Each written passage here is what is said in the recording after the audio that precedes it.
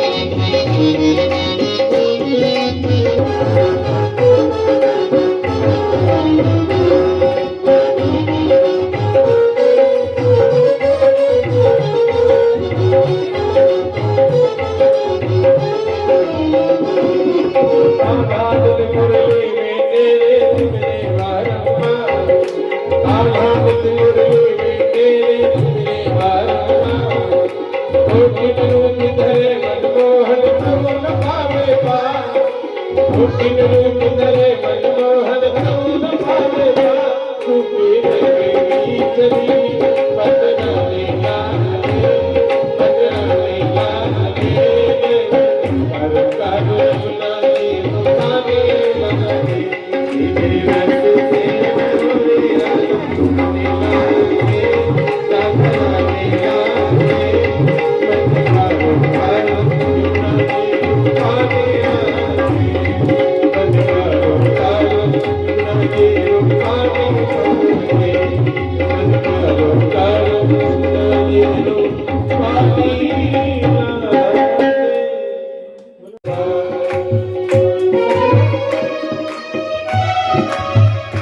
पहला महीना प्रारंभ हुआ।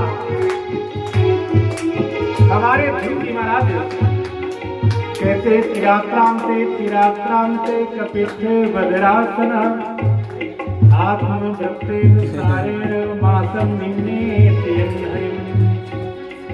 कहते सज्जनों, ध्रुव जी महाराज पहले महीने तपस्या को प्रारंभ किया और 3 दिन रात्रि में, ध्यान दीजिएगा शब्दों पर, कान हमारी तरफ रहे और नजर भरे ध्रुव जी महाराज की तरफ रहे। कैथा और बेर खाते 3 दिन में और एक क्षण के लिए विश्राम करते और पुनः इसी तपस्या में लग जाते।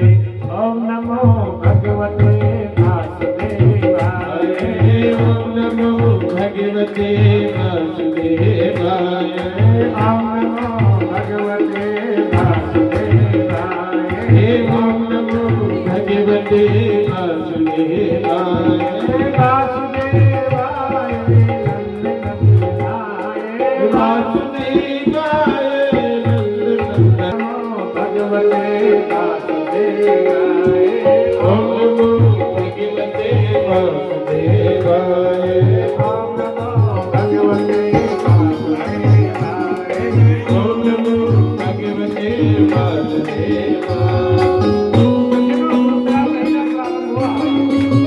ये हम वरदान देते हैं कि जो तुम्हारा ये पत्नी का 10वां गर्भ है, ये बेटा ही होगा, ये बेटा ही होगा।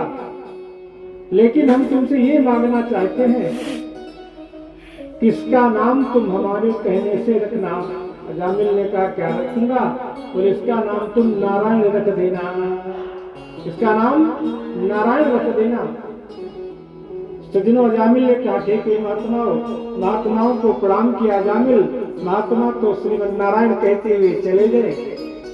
इधर समय आया, अजामिल की पत्नी के 10वां बेटा हुआ और उस बेटे का नाम अजामिल ने नारायण नाम रख दिया।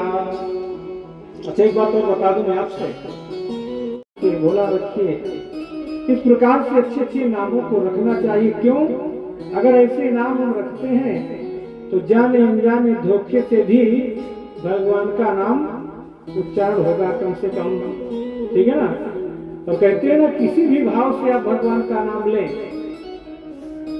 अरे आप मिठाई का लड्डू चाहे धोखे से खा लें तो भी मीठा लगेगा, तो जानबूझ के खाएंगे तो मीठा लगने वाला है।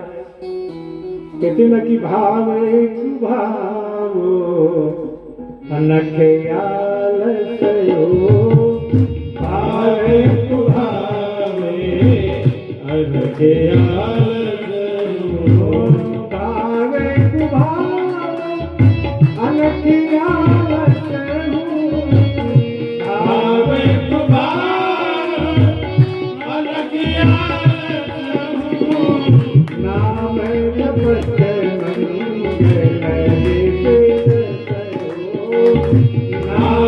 जपते नाम जपते नाम जपते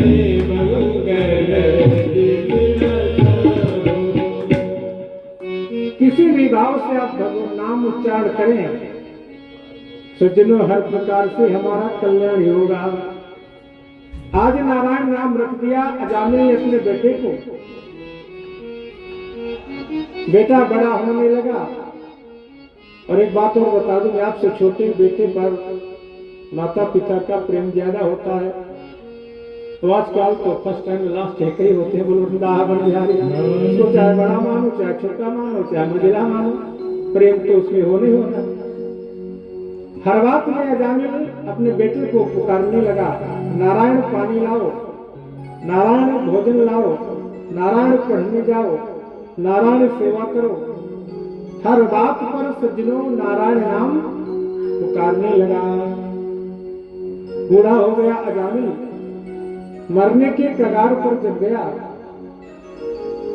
सज्जनों जैसे मरने की अवस्था में पहुंचा, यम के दूत पहुंच गए लेने के लिए अजामिल को,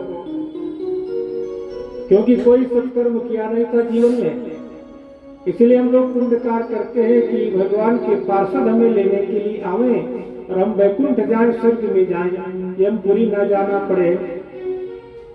आज अजामिल ने कभी भी 1 रुपए का दान नहीं किया था, कभी भी जीवन में किसी तीर्थ में नहीं गया, कभी भी किसी को भोजन नहीं कराया गरीबों को।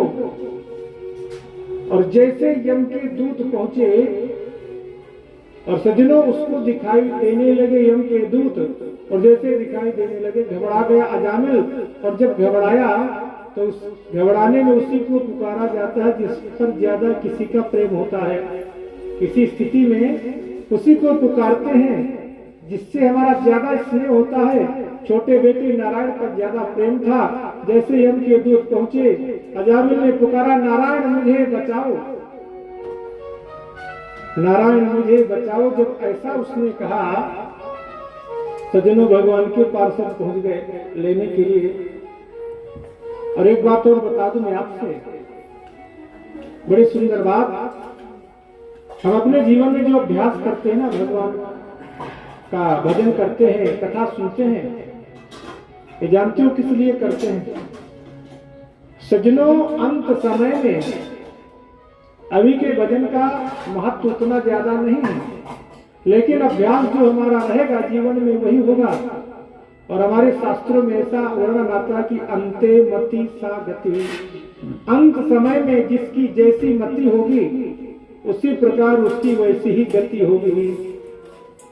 और अंत समय में राम शब्द आ जाए हमारे मुखार बिंदु से, कृष्ण शब्द आ जाए, राधा शब्द आ जाए, भोले बाबा का नाम आ जाए, तो समझ लो हमारी मुक्ति कन्फर्म है।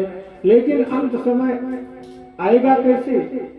जो जीवन में हम अभ्यास करेंगे जिस चीज का, वही अंत समय में आएगा। क्योंकि जन्मत मरत दुसहत तो होई, कहते ना कि जन्म जन्म मुनि जतन कराई, जन्म जन्म मुनि जतन कराई, जन्म जन्म मुनि जतन कराई,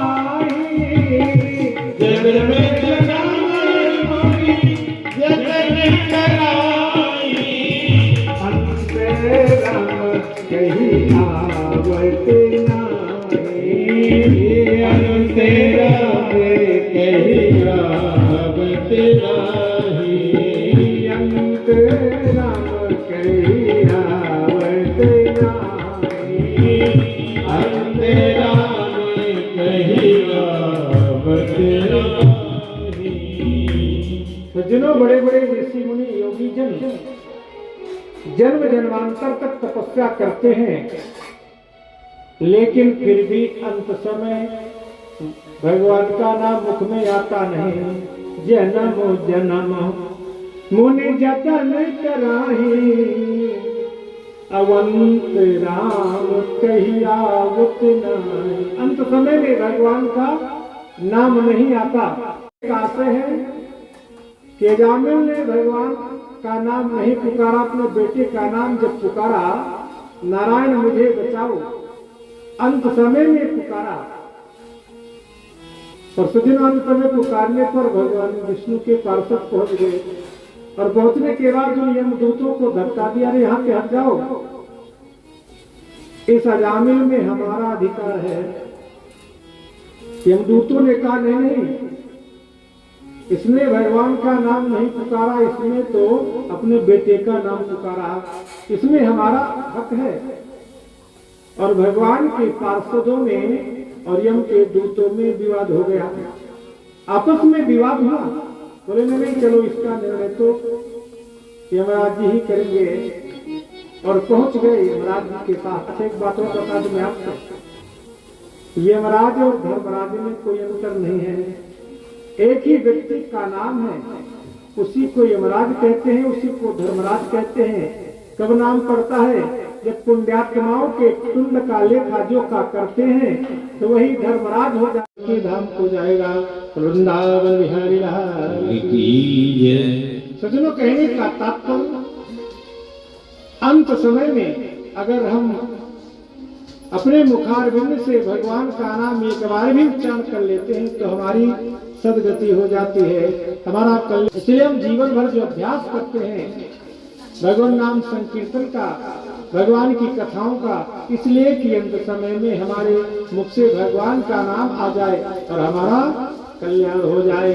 वृंदावन बिहारी लाल की जय। इतिहास मिमं गुह्यं भगवान कुंभ संभवः कथयामास मलयो आसीनो हरिमर्चयनो।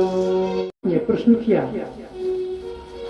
कि हे गुरुदेव, मैंने सुना है कि भगवान समदर्शी हैं पर समदर्शिता नहीं रखते। अरे देवताओं को चाहते हैं और दैत्यों को मार देते हैं। सज्जनों, सुखदेव जी महाराज ने कहा, राजन ऐसा कुछ भी नहीं भगवान के प्रति। हमारे प्रभु परमात्मा को जो चाहता है, चाहे वो मनुष्य हो, चाहे वो देवता हो, चाहे वो जीव जंतु हो, चाहे दैत्य हो, चाहे राक्षस हो, जो भगवान को चाहेगा उसी को भगवान चाहते हैं। ऐसा भगवान के प्रति कुछ भी नहीं है। और सुखदेव जी महाराज ने एक उदाहरण दिया कि देखो तो हमारे भगवान कितने समदर्शी हैं। सुखदेव जी महाराज कहते हैं, राजन, जब भगवान वाराह ने